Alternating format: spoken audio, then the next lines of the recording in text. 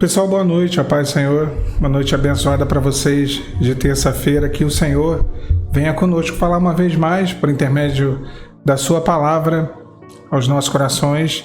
Eu peço que você curta esse vídeo e se inscreva aqui no canal. Se quiser mais detalhes sobre os projetos, aconselhamento, o projeto Meu Deserto, o projeto Pão da Vida, o projeto Meu Deserto sobre restauração e o Pão da Vida, um grupo de estudo bíblico. É só mandar uma mensagem por WhatsApp aqui embaixo e eu te retorno com mais informações sobre o funcionamento de cada um dos três projetos. A palavra de Deus diz assim no Salmo 7:3, Salmo 73. Faremos a leitura no versículo 17. Até que entrei no santuário de Deus, então entendi o fim deles. Esses salmos Asaf questiona, né? Ele questiona acerca da sua vida, do porquê que as coisas não aconteciam, porquê que as coisas não mudavam, porquê que dava tudo errado, porquê que nada acontecia na sua vida, porém acontecia na vida dos outros, das pessoas que não conheciam a Deus, que não temiam, que não obedeciam ao Senhor. E ele diz que essa comparação fez com que quase que ele se desviasse. No verso 2 ele diz: quanto a mim, os meus pés quase que se desviaram, pouco faltou para que escorregassem os meus passos. Ou seja, ele quase abandona os caminhos de Deus, ele quase perde a sua fé por conta dessa comparação. Agora, Asaf não diz o que ele entendeu, porque esse entendimento que ele tinha, ele abriu mão, ele deixou de ter em algum momento. Ele diz o que ele fez, mas não o que aconteceu após ele fazer o que ele tinha que fazer, ou ele tomar a atitude que ele tomou. E o texto que nós lemos mostra exatamente essa atitude. Versículo 17 diz: até que entrei no santuário de Deus. Até que entrei. Quando nós entramos na presença de Deus, quando nós entramos nesse ambiente de entendimento, de cura, de libertação, de revelações, de respostas, nós passamos a compreender os desígnios de Deus e não há mais dúvidas sobre algumas situações da nossa vida. Situações que antes nós questionávamos, que antes nós acusávamos ao Senhor, culpávamos Deus, murmurávamos. Quando ele entra, até que entrei, tudo isso passa. Todo esse entendimento é mudado. Entrei no santuário de Deus, então eu entendi o fim deles. A Bíblia não diz. O escritor aqui, Asaf, ele não relata como que ele entendeu, o que foi que ele viu, o que foi que ele ouviu, o que ele ficou sabendo. Não. Só diz da atitude, a ação que ele teve que tomar e o que mudou totalmente a visão dele daquela situação, daquelas circunstâncias. Entrar no santuário de Deus. Eu acho muito perigoso quando as pessoas hoje elas acham que qualquer lugar é o santuário de Deus. O santuário de Deus pode ser a igreja? Sim. Normalmente é a igreja? Sim, normalmente é a igreja. Agora, o santuário de Deus é o lugar do relacionamento de Deus com o homem. É o ambiente do culto a Deus. E o culto a Deus não necessariamente ou obrigatoriamente é na igreja. Você pode cultuar o Senhor no monte, na sua casa, na casa de um vizinho que está fazendo de repente um grupo de oração, no meio da rua, no meio de uma praça, não tem dificuldade. Então o santuário de Deus aqui, ele vai além dessa questão do culto. Acho que a gente tem que entender que é na presença de Deus. Na presença do Senhor, nele está a luz, e a luz é a vida para os homens, é o que diz a Bíblia.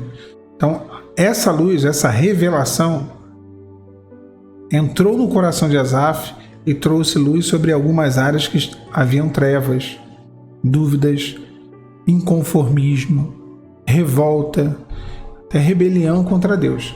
Então, hoje, nessa noite, Deus sabe que você tem usado de comparações.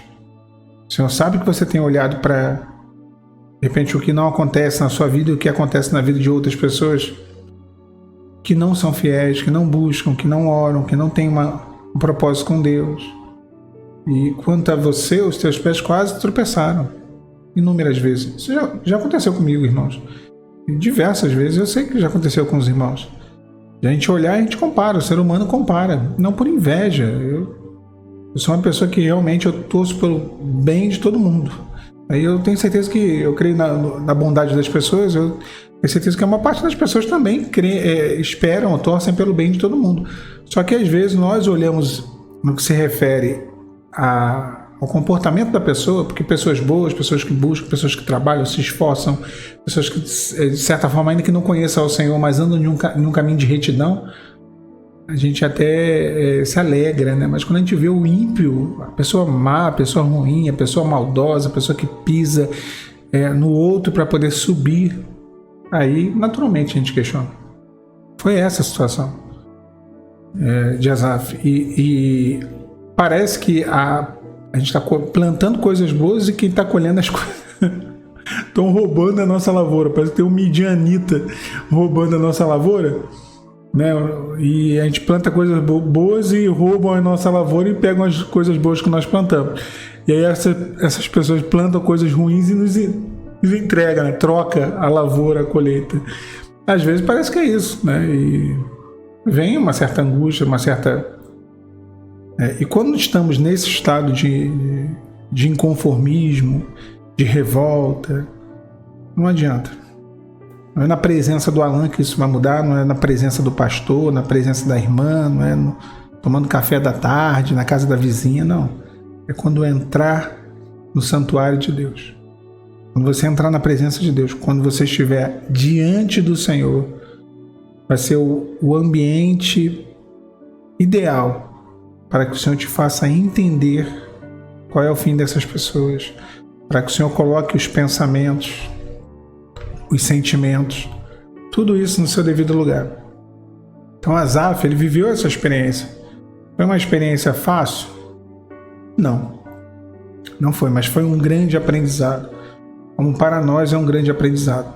Então, a inquietude, ela vem no meio da comparação. Enquanto Adão estava lá sozinho, e ele ainda não tinha vindo de nomear os animais da terra, então ele não viu que cada animal tinha o seu par, então ele não comparou. Ele estava sozinho, para ele estava tudo perfeito, tá tudo bom, tudo ok. Quando ele foi nomear os animais, Deus deu para ele esse trampo, né, esse trabalho, e ali ele viu cada animal com o animal, o macho com a fêmea com o macho, e ele, ali na comparação ele certamente se sentiu só, e aí o Senhor disse: não é bom que o homem esteja só, passamos para ele uma adjutora. Então a comparação é terrível.